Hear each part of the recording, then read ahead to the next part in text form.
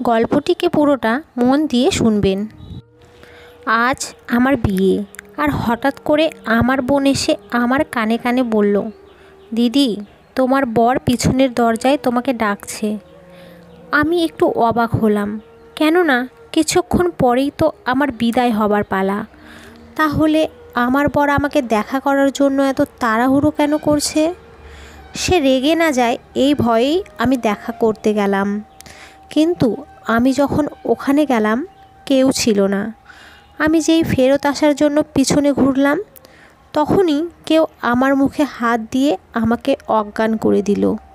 আর যখন আমার জ্ঞান ফিরল, তখন আমি দেখলাম আমার আশেপাশে প্রচুর মেয়ে বউ সেজে দাঁড়িয়েছিল। আমি ভয় পেয়ে সেখান থেকে পালাতে গেলাম। আর তখনই ঠিক এক মহিলা, আমার নাম কিরণ, আমি মুম্বাইতে থাকি। আমরা দুই বোন। মা বাবা আমাদেরকে ভীষণ ভালোবাসে।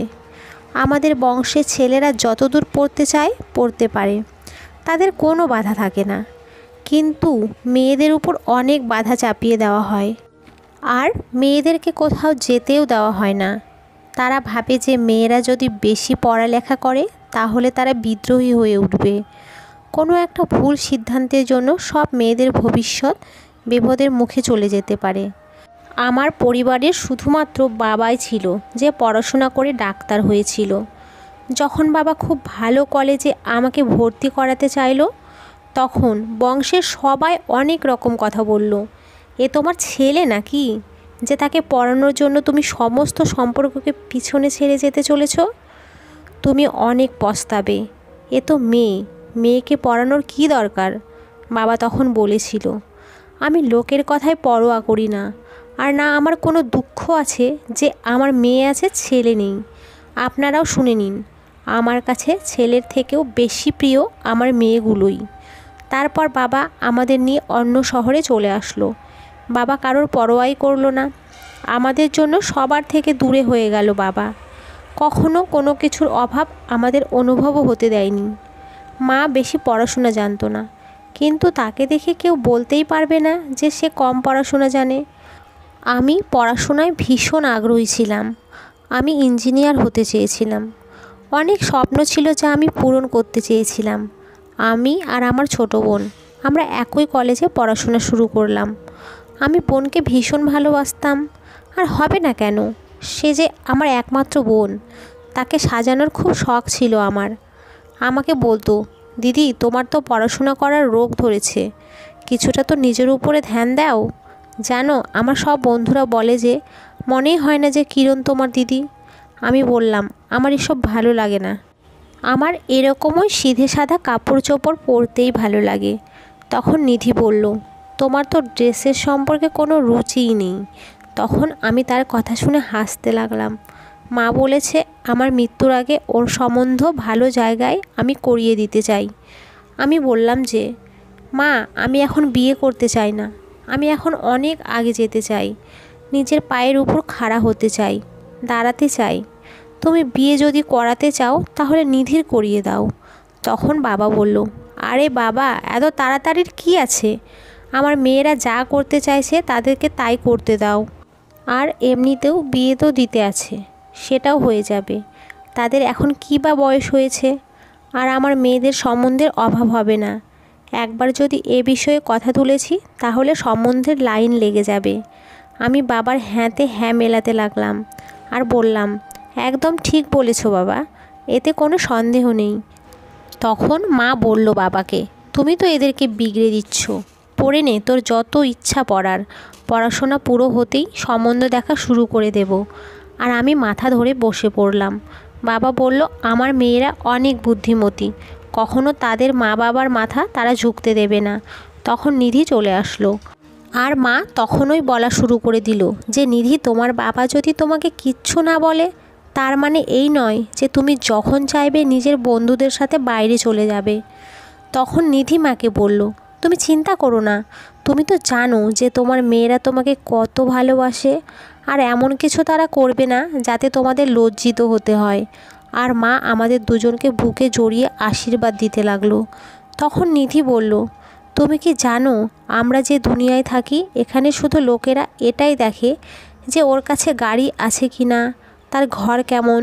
তারপর নিধি বলল যে তুমি কিরণ দিদিকে জিজ্ঞেস করো আমি ঠিক বলছি নাকি। তখন আমিও বললাম, হ্যাঁ ঠিক বলছো, এখন সময় অনেক বদলে গেছে মা। তুমি খুব সাদাসিধে, ছেলে যদি কম পড়ালেখাও জানে তাতে কিছুই যায় আসে না, কিন্তু মেয়ে যেন ভালোভাবে পড়ালেখা জানা এবং টাকা পয়সা রোজগার করে এরকমই খোঁজা হয়। যখন আমরা কিছু হয়ে যাব তখন দেখবে কেমন সম্বন্ধ নিয়ে লোকেরা আমাদের আগে পেছনে ঘোরে।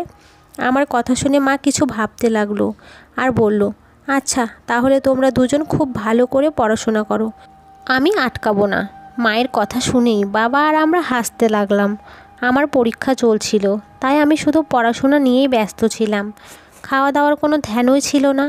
আমার ছোটো বোন নিধি হাতে খাবার নিয়ে আমার ঘরে চলে আসলো আর বলতে লাগলো, দিদি কিছু খেয়ে নাও, শহীদ হয়ে যেও না। তখন আমি পাশে পড়ে থাকা কুসুম তুলে নিয়ে তাকে মারলাম আর বললাম, বাইরে গিয়ে খাও, আমাকে বিরক্ত করো না। সে বলতে লাগলো, আমি নিজেই তোমার জন্য নুডলস নিয়ে এসেছি। তখন আমি বললাম, মা আমার জন্য খাবার নিয়ে আসবে, তুমি আমার চিন্তা করে নিজের রক্ত আর ঘাম এক করে বইয়ে দিও না। সে বলতে লাগলো, ঠিক আছে, তবে তুমি বসে থাকো খাবারের অপেক্ষায়, আর যদি বেশি খিদে পায় নিজেই বানিয়ে নিও, কেননা মা তো ঘরেই নেই। আমি বইয়ের দিকেই তাকিয়ে জিজ্ঞাসা করতে লাগলাম যে, কেন মা কোথায় গেছে? সে বলল, রাকেশ কোনো দরকারি কাজে মাকে ডেকেছে, শুধু এটুকু বলেই সে চলে গেছে। আর তারপর আমি আবার পড়তে লাগলাম। মা যখন রাতে ঘরে আসলো তখন নিধি বলল, মা তোমার পড়াশোনা করা মেয়ে যে কিছুই খায়নি, বইয়ের মধ্যেই ঢুকে রয়েছে। মা বলল, কিছু বানিয়ে খেতে পারতে তো। আমি বললাম, মা যদি পরীক্ষা না হতো তাহলে কিছু বানিয়ে নিতাম, কিন্তু তুমি তো জানো আমি এই সময় শুধুমাত্র আমার পরীক্ষার চিন্তায় থাকি, যাতে সেটা ভালো হয়। মা বলল, পড়াশোনা তো জরুরি, কিন্তু তখনই তো ভালোভাবে পড়াশোনা করা যায় যখন ভালোভাবে পেট ভরা থাকে। তখন মা নিধিকে বলল, তুমিও জেনে রাখো শ্বশুরবাড়িতে মা যাবে না খাবার বানিয়ে দেওয়ার জন্য। তখন ও বলল, আমার শোনা মা, এরকম কিছুই হবে না। আমি তো বিয়ে করব কোনো বড় লোক বাড়িতে, যেখানে চাকর থাকবে আর আমাকে উঠে জলটুকুও খেতে হবে না। তখন মা বলল, ঈশ্বর তোমাদের দুজনের ভাগ্য যেন ভালো করেন, কিন্তু এখন ওঠো আর আমার সাথে রান্নাঘরে আমাকে সাহায্য করতে এসো। আর আমি উঠে মায়ের সাথে রান্নাঘরে চলে গেলাম। একদিন আমি কলেজ থেকে যখন বাড়ি ফিরলাম, বাবা একটু চিন্তায় ছিল দেখলাম, কোনো গভীর চিন্তায় ডুবেছিল। আমি কাছে গিয়ে বাবাকে বললাম, কি হয়েছে বাবা, তুমি ঠিক আছো তো? তখন সে বলল, হ্যাঁ একদম ঠিক আছি, তুমি বলো তোমার পরীক্ষা কেমন হলো? আমি বললাম, ভালো হয়েছে। আর তারপর নিজের ঘরে চলে গেলাম। মাকেও জিজ্ঞাসা করলাম, বাবার কি যেন সমস্যা হয়েছে, কিছুটা চিন্তিত দেখলাম যেন। তখন মা বলল, হসপিটালে সমস্যা আছে বোধহয়। আমি যখন জিজ্ঞাসা করলাম, মা বলতে লাগলো, না না কিছু না, শুধুমাত্র হসপিটালেরই একটা সমস্যা। আমি বললাম, তোমার তো জিজ্ঞেস করা উচিত ছিল যে কি ব্যাপার। মা বলল, আমি প্রথমেই তোমার মাসির জন্য অনেক চিন্তায় আছি। আমি তখন জিজ্ঞেস করলাম, মাসির আবার কি হলো? মা বলল, মাসির আত্মীয়ের মধ্যে একটা সমস্যা চলছে, প্রায় দিনই কোনো না কোনো মেয়ে উধাও হয়ে যাচ্ছে, আর এই কারণের জন্যই সে নিজেও ভীষণ চিন্তায় আছে, আর এজন্যই তোমার মাসি তাড়াহুড়োতে নিজের মেয়ের বিয়ে দিয়ে দিচ্ছে। সে বলে সে অনেক ভয়ের মধ্যে আছে। মা বলল, তোমরা দুই বোন নিজের খেয়াল রেখো, কিন্তু দুজনে একসাথে যাওয়া আসা করবে।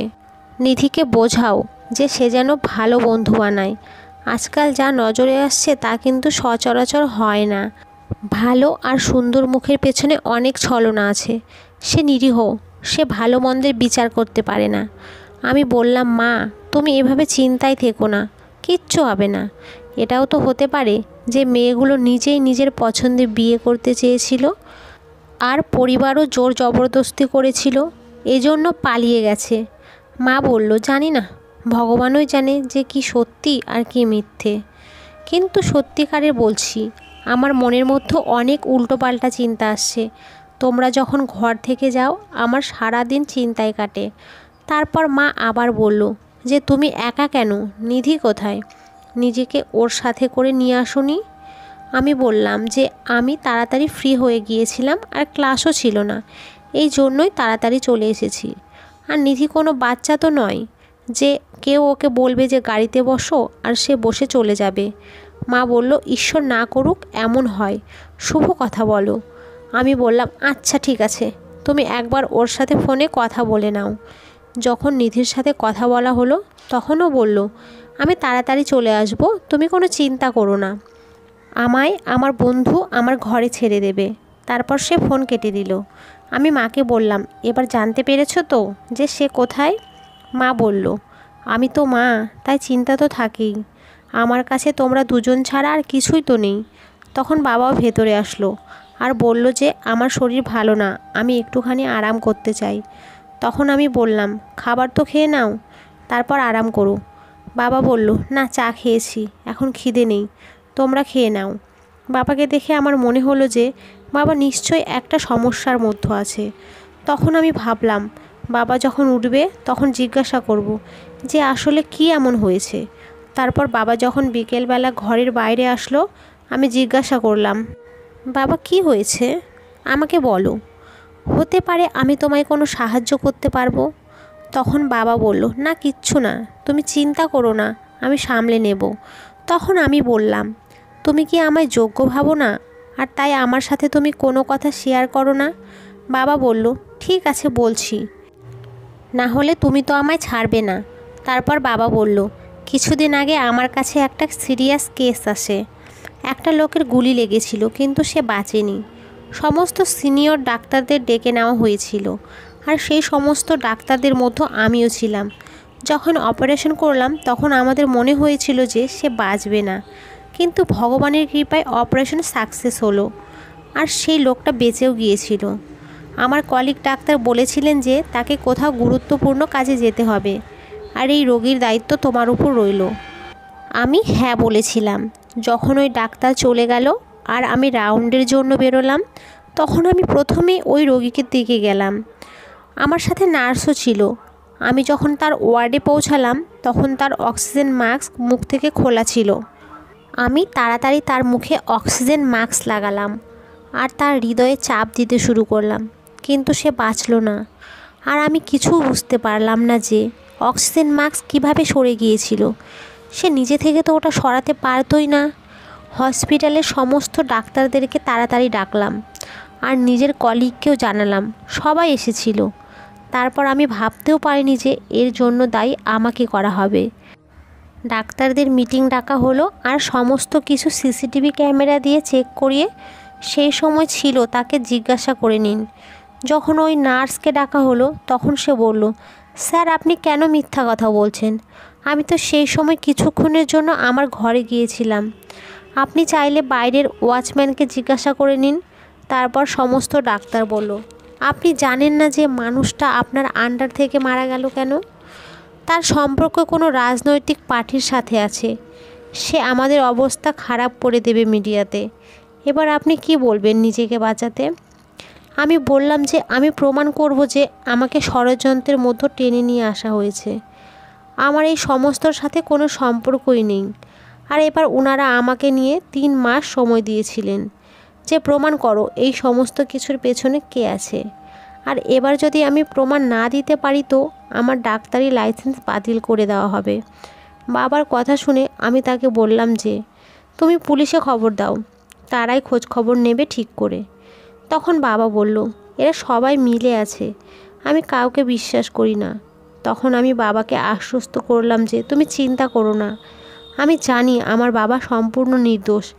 তখন বাবা বলল, এটা আমরা জানি, কিন্তু আর তো কেউ জানে না। তারপর বাবা তার একটা কাজে চলে গেল। পরের দিন আমি ইন্টারভিউ দিতে যাচ্ছিলাম। 1-2 জায়গায় ইন্টারভিউ দিলাম। সবাই এটাই বলল যে আপনাকে ফোন করে জানিয়ে দেওয়া হবে। আর আমি ঘরে ফেরত চলে আসছিলাম। আমি আমার বোনকে কারোর গাড়িতে বসতে দেখলাম। আমি চিনতে পারলাম না। আর তখনই উঠে সেই গাড়ির দিকে গেলাম যেটা একটা রেস্টুরেন্টের সামনে দাঁড়িয়েছিল। আমি যেই গাড়ির কাছে পৌঁছালাম তখন সে চলে গেল। আর আমি আমার বোনকে ফোন করলাম, কিন্তু সে রিসিভ করেনি। আমি বেশ কয়েকবার চেষ্টা করলাম, কিন্তু সে তাও কল ধরেনি। যেই আমি পেছন ঘুরলাম তখনই খুব বাজেভাবে কিছুর সাথে আমার ধাক্কা লাগলো। আমি তখন দেখলাম আর কিছু একটা বলতে গেলাম, ঠিক তার আগেই সে বলে দিল, আই অ্যাম সরি ম্যাডাম, আমার ভুল, এটা আমি দেখতে পাইনি, আপনার লেগে যায়নি তো? তখন আমি বললাম যে না, আমি ঠিক আছি। আর আমি ঘরে ফেরত চলে এলাম আর মাকে জিজ্ঞাসা করলাম, নিধি কি ঘরে এসেছে? তখন মা আমাকে বলল, হ্যাঁ, সে খুব তাড়াতাড়ি এসেছে। আর আসতেই সাথে সাথে বলল যে, মা আমি খুব ক্লান্ত, আমি একটু ঘুমোতে যাচ্ছি, তুমি আমাকে ডেকো না যেন। তারপর আমি জিজ্ঞাসা করলাম, নিধি কার সাথে ঘরে এসেছে? মা বলল যে, জানি না, আমি দেখিনি। কেন, সব কিছু ঠিক আছে তো? এর আগে তো তুমি কখনো এরকমভাবে জিজ্ঞাসা করনি। তখন আমি বললাম যে না, এমনি জিজ্ঞাসা করছি। তারপর নিজের ঘরে চলে এলাম আর ভাবতে লাগলাম, বোধহয় আমার কোনো ভুল ধারণা হয়েছে, ওটা নিধি ছিল না, অন্য কেউ ছিল হয়তো। আর তারপর আমার মনে পড়লো যে বাবাকে জিজ্ঞাসা করলাম না যে সেই কেসটার কি হয়েছিল। কিছুক্ষণ আরাম করলাম, তারপর বাবার কাছে এসে বসলাম। বাবাকে জিজ্ঞাসা করলাম, তখন সে বলল যে আমার সাথে কাল একটা বন্ধুর দেখা হলো, আমরা দুজন কলেজে একসাথে ছিলাম, খুব গভীর বন্ধুত্ব ছিল আমাদের। তারপর সে বাইরে সেটেল হতে চলে গেল আর আমি শহরে চলে এলাম। তার সাথে কথায় কথায় যখন বললাম হসপিটালের কথাটা, তখন সে বলল তার চেনা জানা একজন পুলিশ আছে যার সাথে সে কথা বলবে, আর আমাকে সকালবেলা তারা আসতে বলেছে। ঈশ্বর যদি চায় তাহলে কোনো একটা রাস্তা নিশ্চয়ই পাওয়া যাবে। আমি বাবার সাথে কথা বলার সময় বাবার বন্ধুর ফোন আসলো। বাবা বলল, তুমি ঘরে চলে এসো, আমরা এখানেই আলোচনা করে নেব। আর আমাকে বলল, নিজের মাকে বলো ভালো করে খাবারের ব্যবস্থা করতে, আমার বন্ধু আর তার ছেলে আসছে। আমি ভিতরে গেলাম, নিধির সাথে খাবার তৈরি করতে শুরু করলাম। আর তারপর বাবার বন্ধু চলে আসলো, তারা বসে কথা বলছিল। মা বলল, নিজের বাবাকে গিয়ে জিজ্ঞেস করো প্রথমে চা দেবো নাকি খাবার দেব। আমি গিয়ে বাবাকে জিজ্ঞেস করার আগেই নিধি চলে আসলো। সে বলল, আমি জিজ্ঞাসা করে নিয়েছি, বাবা বলল যে খাবার খাবে তারা। আর আমি মায়ের সাথে খাবার লাগিয়ে দিলাম আর ঘরের মধ্যে ফ্রেশ হতে চলে গেলাম। কিছুক্ষণ আরাম করলাম। যখন বাইরে আসলাম তখন মা বলল, তোমায় তোমার বাবা ডেকেছে, এই চাটা নিয়ে যাও যাওয়ার সময়। যখন আমি চা নিয়ে গেলাম, যখন ওই সামনে দেখলাম, তখন মনে পড়লো এই লোকটার সাথেই কালকে আমার ধাক্কা লেগেছিল, আর সে বাবার বন্ধুর ছেলে। আমি বললাম, আপনি? তখন বাবা বলল, তুমি একে জানো? আমি বললাম, হ্যাঁ, আমরা একে অপরের সাথে রাস্তায় ধাক্কা খেয়েছি। এটা শুনে বাবা আর আঙ্কেল দুজনেই হাসতে লাগলেন। তারপর আমি চা দিয়ে ফেরত চলে এলাম। নিধি বলল, চলো না বাবা আর তার গেস্টদের সাথে গিয়ে বসি। আমি বললাম, আমি খাবার খেতে যাচ্ছি, তুমি যদি বসতে চাও তাহলে যাও। তারপর 2 মাসের মধ্যেই বাবার হসপিটালের যে সমস্যাটা ছিল সেটা ঠিক হয়ে গেল, আর আমরা ভীষণ খুশি হলাম। বাবা বলল যে আমার বন্ধু অনেক সাহায্য করেছে, যদি সে না থাকতো তাহলে জানি না কি হতো। 1 মাস পরে বাবার বন্ধু বলল যে সে আমাদের ঘরে একটা বিশেষ উদ্দেশ্য আসতে চায়। তখন আমি বাবাকে জিজ্ঞাসা করলাম, বাবা এবার সব কিছু ঠিক আছে তো? বাবা হাসলো আর ফোনে ব্যস্ত হয়ে গেল। তারা এসে গিয়েছিল। সবাই একসাথে খাওয়ার পর আঙ্কেল বললেন, কিসের জন্য আমরা এখানে এসেছি এবার সেটা বলা যাক। বাবা বলল, হ্যাঁ অবশ্যই। বাবার বন্ধু বলল, তোমার মেয়ে কিরণের সম্বন্ধ আমি আমার ছেলে অমিতের সাথে করতে চাই। এরপর মা আর বাবা বলল যে আমাদের কোনো আপত্তি নেই। বাবার বন্ধু বলল, ঠিক আছে। আর ঠিক সেই সময় অমিত আমাকে আশীর্বাদের আংটি পরিয়ে দিল। সব কিছু এত তাড়াতাড়ি হয়ে গেল যে আমি অবাক হয়ে রইলাম। তারপর আঙ্কেল বললেন, আমরা তাড়াতাড়ি বিয়েটা দিতে চাই, আপনারা তারিখ ভেবে নিন আর তারিখ ঠিক করে আমাদের জানাবেন। তারা চলে যাওয়ার পর কিছু দিনই মাত্র কেটেছিল। পাপা তাদেরকে তারিখ জানালো। আমরা সবাই খুশি ছিলাম। তারপর বিয়ের জন্য প্রস্তুতি শুরু হয়ে গেল আর আমার বিদায়ের দিন চলে আসলো। আমি মা বাবার থেকে দূরে যাবার কথা ভেবে কষ্টের মধ্যে ছিলাম। আজ আমার বিয়ে। হঠাৎ করে আমার বোন আমার কানে এসে বলল, দিদি তোমার বর তোমাকে পিছনের দরজায় ডাকছে। আমি ভীষণ অবাক হলাম। কিছুক্ষণের মধ্যেই আমার বিদায়, তাহলে আমার সাথে দেখা করার জন্য আমার বরের এত তাড়াহুড়োর কী দরকার? ভাবলাম বর রেগে না যায়, দেখা করে নিই একবার। কিন্তু আমি যখন ওখানে গেলাম তখন কেউ ছিল না। আমি পেছন ঘুরতে গেলাম তখনই কেউ একজন আমার মুখে হাত রেখে আমাকে অজ্ঞান করে দিল। আর যখন আমার জ্ঞান ফিরল, তখন আমার আশেপাশে অনেক মেয়েরা বউ সেজে দাঁড়িয়েছিল। আমি কাঁদতে লাগলাম। আর একটা মহিলা যে ওখানে দাঁড়িয়েছিল, তাকে আমি জিজ্ঞাসা করলাম যে তোমরা কে? আমাকে এখান থেকে যেতে দাও। আর কিছুদিন পর্যন্ত আমি ঘরে দরজা বন্ধ অবস্থায় ছিলাম। আমাকে যে জায়গায় রাখা হয়েছিল সেটা বাইজিদের একটা কোঠা ছিল, কিন্তু আমাকে এখানে কে এনেছে আমি কিছুই জানি না। একদিন সুযোগ বুঝে আমি ওখান থেকে পালানোর চেষ্টা করলাম, আর তারাও আমার পেছনে পড়েছিল। আমি কোথায় ছুটে চলেছিলাম জানতাম না। আর তখনই আমি একটা গাড়িতে লুকিয়ে গেলাম। আর ওখানে পাশে একটা লোক যে কিনা আমার পিছু করছিল, তাদের মধ্যে একজন ফোন করলো আর বলল, নিধি দিদি, তোমার দিদি পালিয়ে গেছে। আমার মাথার উপরে আকাশ ভেঙে পড়ল। আর তারপর ওই গাড়িটাই ভাগ্যক্রমে একটা জায়গায় গিয়ে দাঁড়িয়ে পড়লো। আর আমি আমার বরকে ফোন করলাম। আর যখন আমার বর আমার কাছে আমাকে খুঁজতে খুঁজতে এসে পৌঁছালো, আমি সব কিছু অমিতকে বলে দিলাম। সে বলল তোমার সাথে কারোর দেখা করাতে চাই। আর যখন অমিত আমাকে নিয়ে পুলিশ স্টেশনে পৌঁছালো, সেখানে আমার বোন বাঁধা অবস্থায় ছিল। অমিত বলল, ওর নিজের মুখেই তুমি শুনে নাও। তখন আমি বললাম যে আমি তোমার সাথে এমন কি করেছি যে তুমি এই সমস্ত করেছো আমার সাথে? এই সমস্ত করার আগে একবার তুমি মা বাবার কথা ভাবলে না? তখন নিজেই বলল, আমি সহ্য করতে পারিনি যে এত ভালো বাড়ি থেকে তোমার সম্বন্ধ আসতে পারে। আমি তোমার থেকে অনেক বেশি সুন্দর, তুমি তো আমার সামনে কিছুই না। তোমার মতো এমন কি আছে? আমি তোমাকে ঘেন্না করি। আমি অমিতকে ভালোবাসি। আর যখন আঙ্কেল আমাদের বাড়িতে সম্বন্ধ নিয়ে আসলো, তখন ভাবলাম যে অমিত আমার জন্য এসেছে, কিন্তু সে তোমার সম্বন্ধ করতে এসেছিল। সে তোমাকে পছন্দ করত। আর আমি অমিতকে চেয়েছিলাম জীবনসাথী হিসাবে। তখন আমি ভেবেই নিয়েছিলাম যে অমিত যদি আমার না হয় তাহলে তোমার সে কখনোই হবে না। তখন অমিত বলল, আমি তো প্রথম থেকেই কিরণকে পছন্দ করি। আমি নিধিকে একটা থাপ্পড় মারলাম আর বললাম, তুমি এত নীচ, একবারও বাবার কথা ভাবলে না? আমাদের ভালোবাসায় কী এমন কম ছিল যে তুমি এতটা নীচ মনের পরিচয় দিলে? অমিত বলেছে যে বিয়ের দিন তোমার জামা কাপড় পরে নিধি দাঁড়িয়েছিল। সে বলেছে যে তার বিয়ে আমার সাথে হয়েছে। আমার সেই দিন থেকেই সন্দেহ ছিল। আর তারপর একদিন ও কারোর সাথে কথা বলছিল, আর আমি তার পেছনে পেছনে যেতে লাগলাম। আর এর বাকি সঙ্গীদের কাছে পৌঁছে গেলাম। আমি বাবার বন্ধুদেরও সব জানিয়ে দিয়েছিলাম। তারাও সবাইকে গ্রেপ্তার করেছে। কিন্তু আফসোস, আমরা যে রক্তের সম্পর্কের জন্য সব কিছু করতে রাজি থাকি, সেই নিজের জেদ আর নিজের স্বার্থের জন্য এত নিচে নেমে যায় যে মা বাবার সম্মানের কথাও ভাবে না একবার। এটাও জানে তারা যে খারাপ কাজের ফলে ভালো হয় না, সে তার কর্মের শাস্তি অবশ্যই পায়, তাও তারা এমন কাজ করতে থাকে। গল্পটি কেমন লাগলো কমেন্ট করে জানাবেন প্লিজ। গল্পটিকে একটা লাইক দেবেন আর পরবর্তী গল্পের জন্য চ্যানেলটিকে সাবস্ক্রাইব করুন এবং পাশে থাকা বেল আইকনটিতে ক্লিক করে রাখুন। Thanks for watching. ধন্যবাদ সবাইকে।